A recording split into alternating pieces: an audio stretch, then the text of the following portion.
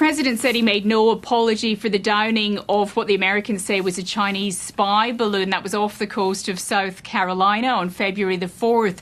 As for the 3 further objects, he said he gave the order to take those down because they did pose a potential threat to commercial aircraft because of the altitude they were flying at and because they couldn't rule out at the time that these were not surveillance craft. He also said that there's not more objects in the sky, but they had essentially fine-tuned their radars in the wake of the spy balloon incident, and that's why they picked up these objects.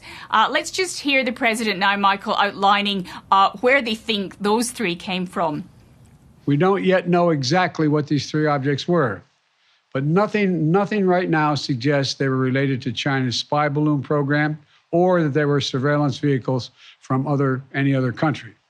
The intelligence community's current assessment is that these 3 objects were most likely balloons tied to private companies, recreation or research institutions studying weather or conducting other scientific research.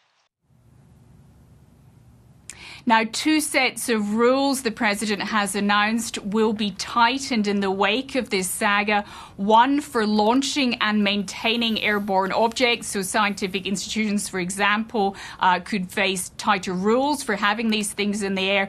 The second, a sharpening of the rules for the military to deal with unidentified objects.